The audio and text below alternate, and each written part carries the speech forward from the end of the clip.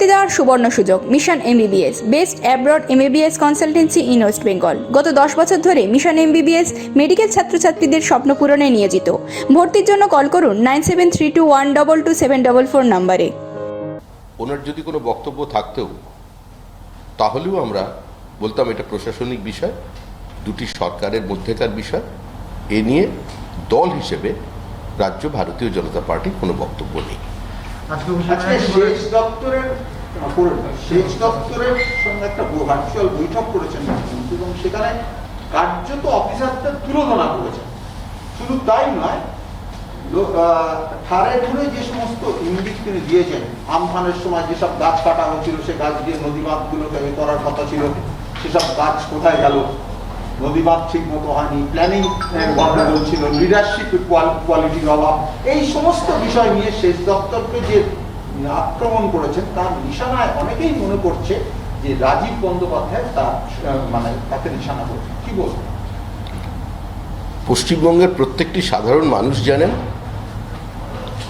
সাংবাদিকরা জানেন, যারা রাষ্ট্রবিজ্ঞানের গবেষক হয়তো তারাও জানেন, যেই সরকার শুধুমাত্র একজন ব্যক্তির ওপরে নির্ভর করেই আবর্তিত হয়। তো সার্বিকভাবে যদি সেচ দফতর ব্যর্থ হয়ে থাকে, যদি সেচ দফতরের মনে হয় তার ব্যর্থ তো হয়েছেই নদীবাঁধ নির্মাণে, তার দায়িত্ব তো মুখ্যমন্ত্রীর ওপরে বর্তায়, তার সরকারের উপরে বর্তায়। তো সার্বিকভাবে এই ঘটনার জন্য তৃণমূল সরকার দায়ী, রাজ্য সরকার দায়ী। এই দায়িত্ব মুখ্যমন্ত্রী এড়িয়ে যেতে পারেন না। আজকে এই ইয়াস বিধ্বস্ত বেশ কিছু জায়গায় কয়েকটি জায়গায় অভিষেক বন্দ্যোপাধ্যায় গিয়েছিলেন এবং সেখানে গিয়েও তার নিশানায় কিন্তু রাজীব বন্দ্যোপাধ্যায়, তার নিশানায় কিন্তু সেচ দপ্তর। নিজেদের সার্বিক ব্যর্থতা ঢাকবার জন্য কেউ যদি কাউকে ঢাল করতে চায় করতে পারে। রাজীব বন্দ্যোপাধ্যায় সেচ মন্ত্রী ছিলেন। রাজীব বন্দ্যোপাধ্যায় তৎকালীন তৃণমূল কংগ্রেসের মন্ত্রীদের মধ্যে অন্যতম জনপ্রিয় মন্ত্রী ছিলেন। রাজীব বন্দ্যোপাধ্যায়কে সেচ দপ্তর থেকে বনবাসী করে দেওয়া হলো। তিনি বনে গিয়ে সেচের কি করতে পেরেছেন আমার জানা নেই। তারপরে সেচের দায়িত্ব যাদের হাতে ছিল এবং একের পর এক প্রাকৃতিক বিপর্যয়ের পরে রাজ্য সরকার কেন কোনো শিক্ষা নেয়নি? সুন্দরবনে দিনের পর দিন জমির চরিত্র পরিবর্তন করে দেওয়া হচ্ছে, বিভিন্ন জায়গায় মাছের ভেড়ি তৈরি করা হচ্ছে। তো সার্বিকভাবে সেখানের ব্যালেন্স নষ্ট হচ্ছে। বিধানসভায় প্রশ্ন তোলার পরেও, এ নিয়ে আলোচনা হওয়ার পরেও, বহু সংবাদ মাধ্যমের লেখালেখির পরেও এই অবস্থার কিন্তু পরিবর্তন হয়নি। কারণ এই সরকার দখলদারি এবং দুর্নীতিকে কোনোভাবে বন্ধ করতে পারেনি। সীমাহীন দুর্নীতির কারণেই আজকে বাঁধগুলোর এই অবস্থা। সরকারের দূরদৃষ্টির অভাব, পরিকল্পনার অভাব, ঘোষণা সর্বস্ব এবং প্লেইং টু গ্যালারি, এইভাবেই তারা চলে এসেছেন। এখন তারা নির্বাচনে জিতেছেন, কিন্তু আবার বলছি, একটা নির্বাচনের জয় পরাজয় সমস্ত সমস্যার সমাধান হতে পারে না। যেভাবে সুন্দরবনের সমস্যার সমাধান হতে পারেনি, বিস্তীর্ণ অঞ্চল, উপকূলবর্তী অঞ্চলের সমস্যার সমাধান করতে পারেনি, তো এটা হয়নি। এবং আজকে মানুষের এই চরম দুর্ভোগের কারণ হচ্ছে পশ্চিমবঙ্গ রাজ্য সরকার প্রাকৃতিক বিপর্যয়ের নামে, প্রাকৃতিক বিপর্যয়ের তাণ্ডবের ভয়াবহতার বর্ণনা দিয়ে নিজেদের ব্যর্থতা তো ঢেকে রাখা যায় না। এবং সেক্ষেত্রে সরকার কোনো পদক্ষেপ নেয়নি। এবং আজকে ত্রাণ বন্টনের ক্ষেত্রে, যুদ্ধকালীন পরিস্থিতিতে নতুন করে বাঁধ নির্মাণের ক্ষেত্রে সরকারের কি ভূমিকা, সেটা প্রত্যেকের চোখের সামনে আছে। আজকে বিজেপি কর্মীদের ত্রাণ শিবির থেকে বার করে দেওয়া হচ্ছে, বিজেপির নিজস্ব ত্রাণ শিবিরে ধরে তাদের এনডিপিএস কেস দেওয়া হচ্ছে, রেশন পাচ্ছে না। এইটাই তো সার্বিক পরিস্থিতি। আজকে এখানে নতুন করে তৃণমূল কংগ্রেস মানুষের সামনে আজকে কি বলবেন? বিপর্যয় মোকাবিলা আইন মোকাবিলা রোধে কেন্দ্রীয় সরকার আলাপন বন্দ্যোপাধ্যায়ের বিরুদ্ধে ব্যবস্থা নিতে চলেছে। একদিকে এটা কেন্দ্রীয় সরকারের অবস্থান, অন্যদিকে মুখ্যমন্ত্রী আলাপন প্রসঙ্গে আচমকাই চুপ করে গেলেন। কিন্তু অভিষেক বন্দ্যোপাধ্যায় সরাসরি প্রধানমন্ত্রী এবং স্বরাষ্ট্রমন্ত্রীর বিরুদ্ধে তোপ দেখেছেন। তিনি বলছেন যে যারা আজকের এই বিপর্যয় ন্যাশনাল ডিজাস্টার ম্যানেজমেন্টের এতে মিটিং এড়িয়েছেন বলে যারা তাকে ফোকাস করছে, তারাই এই করোনা পরিস্থিতির মধ্যে এখানে এসে যা করে গেছেন তাদের আগে ফোকাস করা উচিত। এই যে তোপ দাগার একটা মুশকিল হচ্ছে এটাই যে কখনো কখনো তোপ নিজে থেকে ফেটে যায়, ফেটে আবার একটা বিপর্যয় নিয়ে আসে। তো সেটা যাতে পশ্চিমবঙ্গে না হয় সেটার জন্য সবাই দৃষ্টি রাখা উচিত। আর এ বিষয়ে আমাদের আগেও কোনো বক্তব্য ছিল না, এখনও কোনো বক্তব্য নেই। কেন্দ্র সরকার কি করেছেন এবং রাজ্য সরকার কিভাবে তার প্রতিউত্তর দেবেন, নেতারা মাঠে ময়দানে কিভাবে তাকে ব্যবহার করবেন, এটা তাদের নিজস্ব বিষয়। আমরা বিশ্বাস করি এটি কেন্দ্রীয় সরকারের সঙ্গে রাজ্য সরকারের বিষয় এবং একজন সরকারি অফিসারের বিষয়। তো এখানে এরকম সরকারি অফিসার নিয়ে বহু বিতর্ক তৈরি হয়েছে অতীতে। আমরা মেরুদণ্ড সোজা রাখা বাঙালির দেখেছি বিভিন্ন সময় বিভিন্ন ভূমিকাতে। আমরা আমাদের অবস্থানেই অনড় আছি। আমাদের যেটা বিশ্বাস যে এটা কেন্দ্রীয় সরকারের একজন আধিকারিকের সঙ্গে কেন্দ্রীয় সরকারের বিষয় এবং সেখানে রাজ্য সরকার তার সঙ্গে আছেন। পুরো বিষয়টাই সরকারি বিষয়, প্রশাসনিক বিষয়। প্রশাসনের মতো করে ব্যাপারটি দেখবে। আপনি এই কথা বলছেন, কিন্তু আপনার দলেরই নেতা, বিরোধী দলনেতা শুভেন্দু অধিকারী আজকে রাজভবনে গিয়ে রাজ্যপালের কাছে যে চিঠি দিয়ে এসেছেন, লিখিতভাবে যে অভিযোগ করেছেন, সেখানে তিনি এবং তারপরে তিনি যেটা বলেছেন যে আলাপন বাবু করোনার সময় চেয়ারম্যান ছিলেন, রিপোর্ট সামনে আনার দাবি করছি। অন্ডাল নিয়েও তার বিরুদ্ধে অনেক অভিযোগ আছে। সরকারের অনেক বেনিয়মের সঙ্গে যুক্ত আলাপন, দুজনের জন্য এটা করছেন, অর্থাৎ মুখ্যমন্ত্রী এবং আলাপন বন্দ্যোপাধ্যায় পিএমকে অপমান করেছেন। সরাসরি সেদিনের বৈঠকে মুখ্যমন্ত্রী এবং প্রধানমন্ত্রীর বৈঠকে এবং সেখানে আলাপন বন্দ্যোপাধ্যায়ের উজ্জ্বল উপস্থিতিতে যিনি উপস্থিত ছিলেন তাদের মধ্যে অন্যতম হচ্ছেন আমাদের এ রাজ্যের বিরোধী দলনেতা শুভেন্দু অধিকারী। শুভেন্দু অধিকারী এ সম্পর্কে তার মতামত দিতে পারেন, যেটা বলবেন তিনি বলবেন। এবং তিনি এখন বিরোধী দলনেতা। এই যে গণতন্ত্রে তো বিরোধী দলনেতার পদমর্যাদাটা তো অনেক উঁচুতে। আর এই আইনসভা যেগুলো আছে, লোকসভা বিধানসভা, এগুলো তো বিরোধীদের। সেটা পশ্চিমবঙ্গে তার কোনো মর্যাদা নেই, কারণ এখানে গত 10 বছরের স্পিকার একটা মুলতুবি প্রস্তাব অ্যালাউ করেন না। তো সেক্ষেত্রে বিরোধী দলনেতা তার কথা বলেছেন। তিনি দীর্ঘদিন এই সরকারের মধ্যে ছিলেন, আমাদের থেকে বেশি তিনি ভিতরের ব্যবস্থাগুলো জানেন। আর তিনি তো বলছেনই যে আমি ভিতরে ছিলাম। তিনি শ্রমিক ভট্টাচার্যের থেকে বা দিলীপ ঘোষের থেকে বেশি, বা আমাদের এখানকার যারা নেতারা আছেন তাদের থেকে বেশি তিনি জানেন, কারণ তিনি এই সরকারটার সঙ্গে সম্পৃক্ত ছিলেন। তিনি ওখানের ক্যাবিনেট মন্ত্রী ছিলেন, ওই দলের সাংসদ ছিলেন। তা তাদের দলের যে ইন্টারনাল মেকানিজমটা বা কীভাবে সেই সরকারটা চলতো, সেটা তিনি স্বাভাবিকভাবেই আমাদের থেকে বেশি জানেন। ওই জন্য দল মনে করেছে এই বিষয়টা ও বলবে, তাই উনি গিয়ে কথা বলেছেন, দলের নেতা বানিয়েছেন। তবু শুভেন্দু অধিকারী যখন যে কথাটা বলছেন সেটা সংসদীয় দলের পক্ষ থেকে বলছেন। এটা নিয়ে যে আলাপ আলোচনা হবে ভবিষ্যতে বিধানসভার মধ্যে হবে। লাস্ট প্রশ্ন হচ্ছে, আজকে কুণাল ঘোষ তিনি বলেছেন যে রাজ্যসভা থেকে ইস্তফা দিয়ে বিধানসভায় পরাজিত হওয়ার পর দ্রুততার সঙ্গে স্বপন বাবুকে ফের সাংসদ মনোনীত করা হয়, অথচ সুনীল মণ্ডল, শিশির অধিকারীর মতো দলত্যাগীদের ক্ষেত্রে চিঠি দেওয়া সত্ত্বেও তাদের সাংসদ পদ খারিজ করা হচ্ছে না। এই এক যাত্রায় পৃথক ফল কেন? এবং সুদীপ ব্যানার্জি এটা নিয়ে একটা চিঠিও দিয়েছেন স্পিকারকে। এক যাত্রায় পৃথক ফলের সবচেয়ে বড় উদাহরণ হচ্ছে গোটা তৃণমূল কংগ্রেস পার্টিটা। তৃণমূল এরকম চিঠি চাপাটি যদি শুরু হয়ে যায় এবং রেট্রোস্পেক্টিভ এফেক্টে যদি চিঠি চলতে থাকে, তাহলে তৃণমূল দলটা আজও কোথায় গিয়ে দাঁড়াবে কারোর জানা নেই। যেরকম দ্রুততার সঙ্গে তার নিজস্ব অবস্থান থেকে কুণাল ঘোষকে আমরা দেখলাম খোকাবাবুর প্রত্যাবর্তনের মতো তিনি আবার এসে গেছেন দলের একদম পাদপ্রতিবে এবং তিনি আক্রমণ করে চলেছেন নিরবিচ্ছিন্নভাবে বিজেপিকে।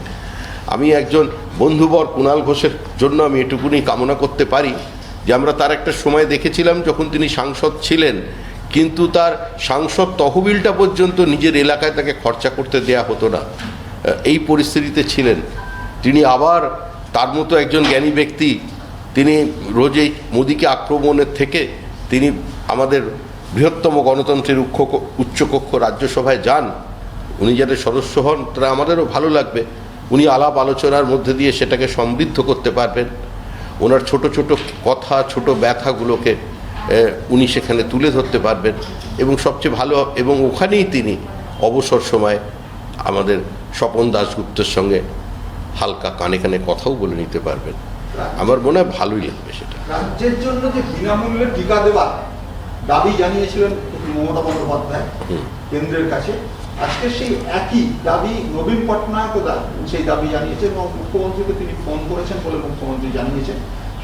মানে এই বিষয়টা নিয়ে সার্বিকভাবে মানে কেন্দ্রের বিরুদ্ধে বলবো না, মানে কেন্দ্রের কাছে সার্বিকভাবে এই বিষয়টাকে তুলে ধরা অত্যন্ত দরকার, এটাই নবীন পটনায়ক মুখ্যমন্ত্রীকে চিঠি দিয়ে জানিয়েছেন।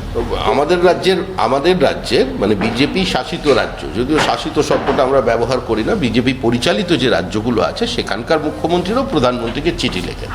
নবীন পটনায়ক অত্যন্ত একজন বিচক্ষণ মুখ্যমন্ত্রী, তিনি চিঠি দিয়েছেন, প্রধানমন্ত্রীকে দিয়েছেন, ওটাও সরকারি বিষয়। কিন্তু পশ্চিমবঙ্গের যেটা হচ্ছে এটা প্রচার সর্বস্ব। পশ্চিমবঙ্গের টিকা দেওয়ার মতো ইনফ্রাস্ট্রাকচারই নেই। পশ্চিমবঙ্গের ছোট ছোট বিভিন্ন মিউনিসিপ্যালিটিতে সেখানকার কাউন্সিলর, পঞ্চায়েত প্রধানরা বেছে বেছে লোককে টিকা দিচ্ছেন না। টিকার ক্ষেত্রেও যে কত বড় দুর্নীতি সেটা আমরা দেখেছি। আজকেই সংবাদ মাধ্যমে প্রকাশিত হয়ে গেছে যে কিভাবে একজন বিশিষ্ট বিধায়কের ঘনিষ্ঠ, তৃণমূল কংগ্রেসের ঘনিষ্ঠ একজন ডাক্তার, তিনি বহুমূল্য ইঞ্জেকশন সেখান থেকে নিয়ে চলে গেছেন। তো এখানে তো টিকা লুট হচ্ছে, টিকা দুর্নীতি চলছে। আর যেটা আছে সেটা তো ঘোষণা। রাজ্য সরকার তো গ্লোবাল টেন্ডারে অংশগ্রহণ করেছেন, কত চেয়েছিলেন কত পেয়েছেন, কত আছে আর কত দিতে পারবেন, প্রতিদিন কত টিকাকরণ করতে পারছেন, কত সেন্টারে টিকা দিচ্ছেন, এটা পশ্চিমবঙ্গের মানুষের সামনে আগে বলুন।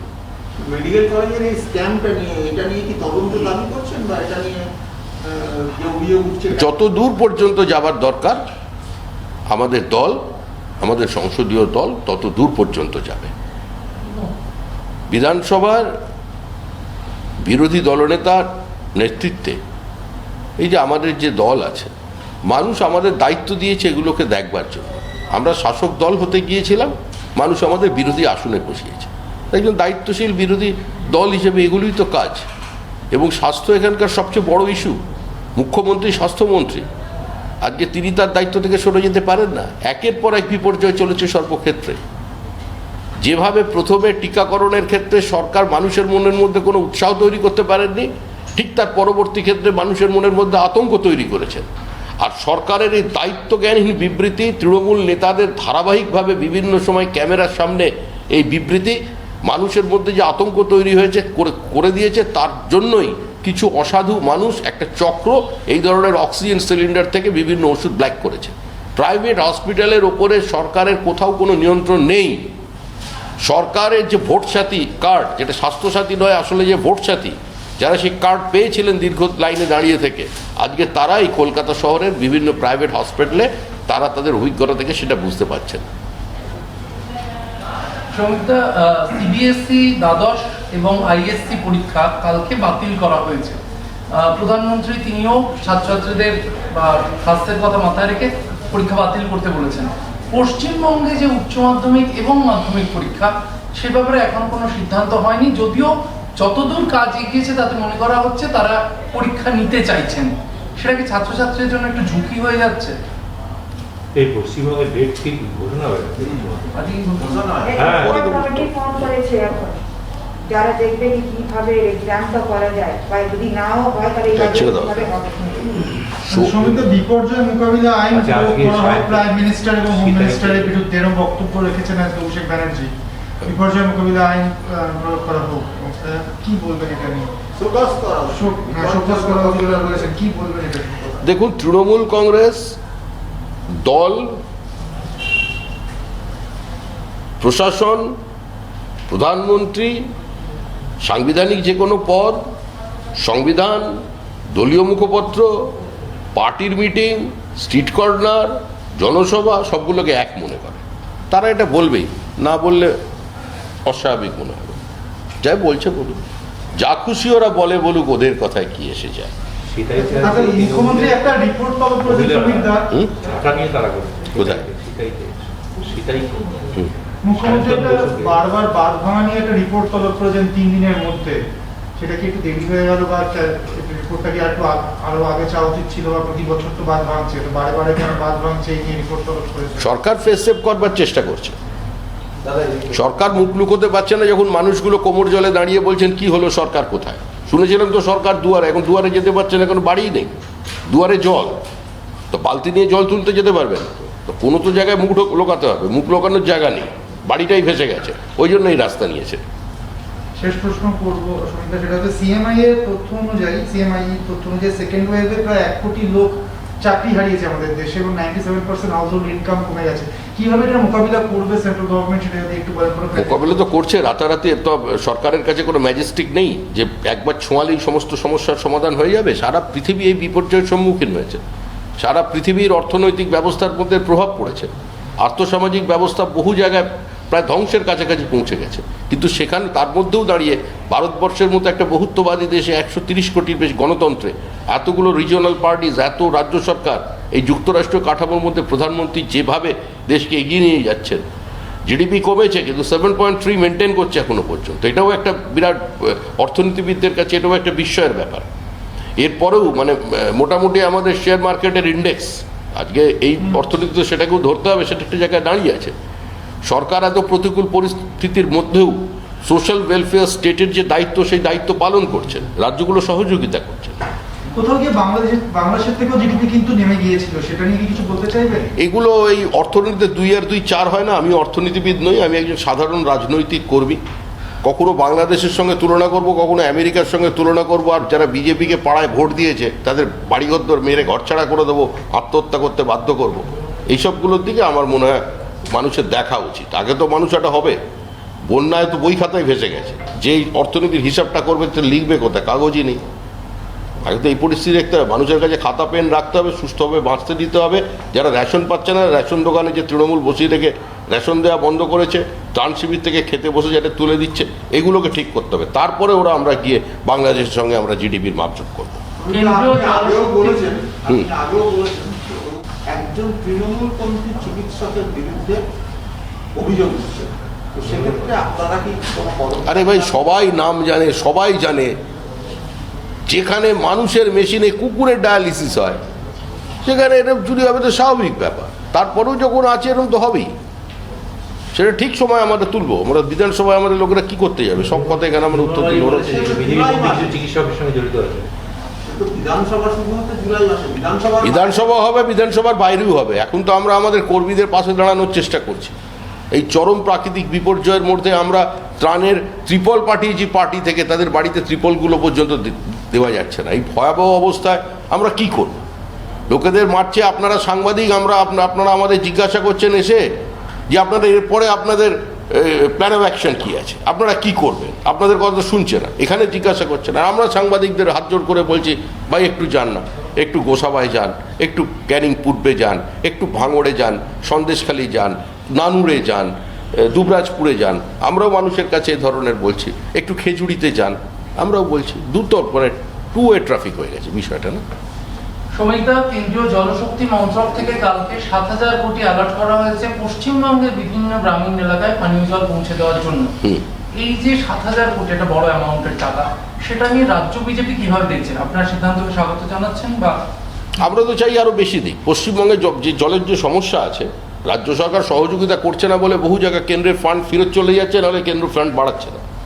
আমাদের পুরো উত্তর 24 পরগনার বিস্তীর্ণ অঞ্চল, এদিকে মুর্শিদাবাদের অঞ্চল, আর্সেনিক মুক্ত জল এখনও মানুষকে খাওয়ানো যাচ্ছে না। এর সবচেয়ে বড় কারণ হচ্ছে এখানে সরকারের কাছে বিভিন্ন ধরনের যে প্রজেক্টগুলো আছে, সেই প্রজেক্ট করা যাচ্ছে না। অনেক জায়গায় রাজ্য সরকার ম্যাচিং গ্রান্ট দিতে পারছে না। তো সেই জায়গায় দাঁড়িয়ে কেন্দ্র সরকার এটি সহযোগিতা করছেন, কারণ কেন্দ্র সরকার সমন্বয়ে বিশ্বাস করে, বিজেপি সমন্বয়ের রাজনীতিতে বিশ্বাস করে, যুক্তরাষ্ট্রীয় কাঠামোর প্রতি তাদের শ্রদ্ধা আছে, আস্থা আছে। আমরা চাই রাজ্য সরকার এগিয়ে আসুক, সহযোগিতা করুক। পতাকাটাকে মানুষের স্বার্থে একটু দূরে মাঝে মধ্যে সরিয়ে রাখতে হবে। একযোগে কাজ করুন। আমাদের দল, আমরা প্রয়োজনে রাজ্য সরকারের ওই দপ্তরের মন্ত্রীকে নিয়ে আমাদের বিধায়করা গিয়ে আজকে ওই জলসম্পদ উন্নয়ন মন্ত্রীর দরজায় গিয়ে বসবে। আমরা চাই এখানে কেন্দ্র সরকার আরও বেশি টাকা পাঠাক। সেটাই ঠিক বললেন না তো?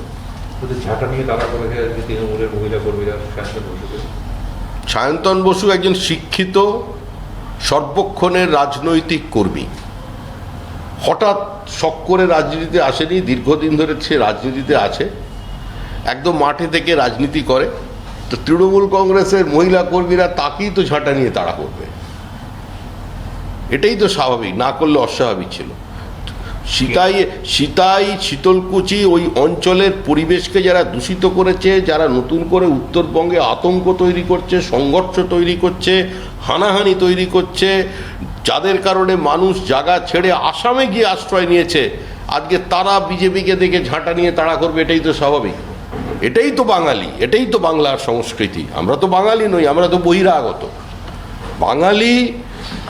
বাঙালি দেখলে অতিথি দেবো ভব বলা হতো। অতিথিপরায়ণ বাঙালির যে নব একটা সংস্কারিত রূপ আমরা দেখতে পাচ্ছি, তৃণমূলের হাত ধরে যে বাংলার সংস্কৃতি উজ্জীবিত হয়েছে বা নতুন করে প্রস্ফুটিত হচ্ছে, আজকে সায়ন্তন বসুকে ঝাঁটা নিয়ে তাড়া করে তৃণমূল এটা প্রমাণ করে দিল। এটাই বাংলা, এটাই এখন বাঙালি। বলেছেন যে ডিসেম্বরের মধ্যে সবাইকে আমরা টিকাকরণ করিয়ে দেবো বলেছেন, কিন্তু এখন টিকা চাইতে দিচ্ছেন। যখন প্রধানমন্ত্রী বলেছেন, দেশের মানুষ এটা ভরসা রাখে যে উনি যেটা বলেন উনি এটা করতে পারেন। মুখ্যমন্ত্রীও বারবার এই কথাটা বলছেন যে প্রধানমন্ত্রী বলেছেন করিয়ে দেবেন। উনিও ভেতরে ভেতরে জানেন, বিশ্বাস করেন যে প্রধানমন্ত্রী ডিসেম্বরের মধ্যে করিয়ে দিতে পারবেন। ওনাদের কিছু বলতে হবে তাই বলছেন। ওনারা আসল তথ্যটা থেকে মানুষের দৃষ্টিকে দূরে সরানোর জন্য মোদি বিরোধিতা বা কেন্দ্র বিরোধিতায় নেমেছে। যে 5 কোটি ম্যানগ্রোভ লাগানোর কথা ছিল, সেগুলো কোথায় গেল আজকে উনি প্রশ্ন করছেন। এবং এটাও বলছে যে আমফানের সময় যে গাছগুলো উপড়ে গিয়েছিল সেই গাছগুলো কোথায়, 3 দিনের মধ্যে রিপোর্ট চেয়েছে। দিলীপ ঘোষ নিয়ে চলে গেছে এরকম বলেননি তো? তাহলে ঠিক আছে। উনি মুখ্যমন্ত্রী, ওনার ওখানে দপ্তরের বিভিন্ন লোকজন ছিল, তারাই জানেন জমির চরিত্র কিভাবে সুন্দরবনে বদল হয়েছে, কিভাবে হিঙ্গলগঞ্জ সন্দেশখালী অঞ্চলে, কিভাবে গোসাবা অঞ্চলে জমির চরিত্র বদল হয়েছে। 5 কোটি ম্যানগ্রোভ লাগিয়ে ফেললো, প্রতি বছর কটা করে ম্যানগ্রোভ লাগানোর যেতে পারে, এত চারাই নেই তো। 15 কোটি লাগাবে বলেছে। স্বপ্ন অনেক আছে তো, অনেক। অভিষেক বন্দ্যোপাধ্যায় একটা কথা বলেছে যে এখন কি ওদেরকে দেখতে পান খাটিয়ায় বসে, মেঝেতে বসে পা দুলিয়ে খাচ্ছে, বসে গল্প করছে, তারা সব কোথায়? ভোটের পরে সব ঠিকই বলেছেন, কোনো ভুল কথা বলেননি। সব বহিরাগত, সব তো বাঁধ ভেঙে গেছে, দুর্নীতির কারণে এমন বাঁধ তৈরি করেছিল, ভেঙে গেছে পুরো। জল খাটিয়া নিয়ে বসবার জায়গা চাইতো, জল নামুক আবার খাটিয়া দেখতে পাবে।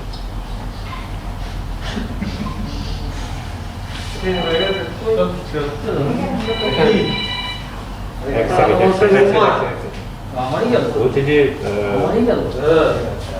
ফিরাদ হাকিম বলেছে ইউপি থেকে দেহগুলো ফেরত এসেছে মালদার, মারা গেছে।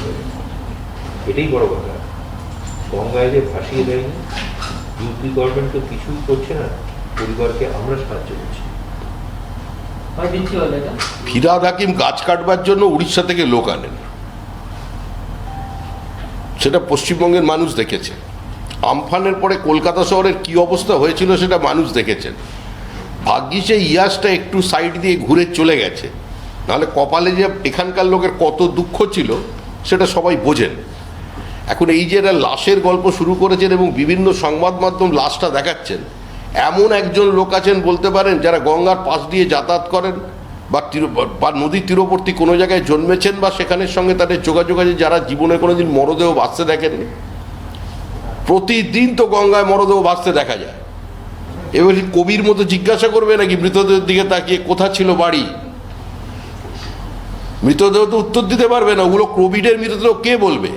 কোনো মানুষ যদি তার সংস্কার বশত, কুসংস্কার বশত, যদিও বড় বাপের লোকেরা বলেন সংস্কার কু হতে পারে না, ব্যাকরণগত ভুল, সেটা যদি নদীতে ভাসায় তার জন্য কোন সরকার দায়ী? গোটা উত্তর 24 পরগনার সুন্দরবন যে পোর্শন আছে, আর এদিকে দক্ষিণ 24 পরগনার, আমি শুধু কাছাকাছি জায়গা বলছি, এখানে সাপের কামড়ে প্রচুর মানুষ মারা যায় সারা বছরে। যত মানুষ সাপের কামড়ে মারা যায় তার অর্ধেকের বেশি মানুষকে, এখন দায়িত্ব নিয়ে বলছি, অর্ধেকের বেশি মানুষকে আজও কলার ভেলায় কিছু খাবার দিয়ে, ধূপকাঠি জ্বালিয়ে, মশারি টাঙিয়ে নদীতে ভাসিয়ে দেওয়া হয়। এই মৃতদেহগুলোর জন্য কি মমতা বন্দ্যোপাধ্যায় দায়ী? এই ধরনের মৃতদেহ যখন নদীতে ভাসে, সেই মৃতদেহ ভাসানোর জন্য কি উত্তর 24 পরগনার, দক্ষিণ 24 পরগনার জেলা শাসককে সাসপেন্ড করা যায়? মালদা নদীর ফুলারের পাশে একটি গ্রাম, ওইখানের কিছু জায়গায় মৃতদেহ ভাসে, যে মৃতদেহ বিভিন্ন গিয়ে কোনো গ্রামের মৃতদেহ গিয়ে ফরাক্কায় আটকে যায়, তার জন্য কি মালদা মুর্শিদাবাদের ডিএমকে সাসপেন্ড করবে? এই যে অত্যন্ত সস্তা রাজনীতি এরা করছেন, হঠাৎ জিতেছেন, আনন্দে যা কিছু বলছেন, জনগণও কিছুক্ষণ শুনছে, কিন্তু এটা দীর্ঘস্থায়ী হবে না। প্রতিদিন উত্তরপ্রদেশ কত টেস্ট করছে একবার বলুন না ফিরহাদ হাকিমকে তার পার্সেন্টেজটা দিতে। যেদিন কোভিড নিয়ে যখন টেস্ট শুরু হয়, একটা টেস্ট করার মধ্যে ইউনিট উত্তরপ্রদেশের কাছে ছিল না। আজকে প্রতিদিন 3.5 লক্ষ টেস্ট হচ্ছে উত্তরপ্রদেশে, সেখানে আমাদের টেস্টের সংখ্যা 68,000, কোনো পার্সেন্টেজে আসে না। 1500 জায়গার লোক, বেশি ইউনিট নেই, সেন্টার নেই মানুষকে টিকা দেবার। আজকে চরম মানুষের এই স্বাস্থ্যের বিপর্যয়ের জন্য এই সরকার দায়ী।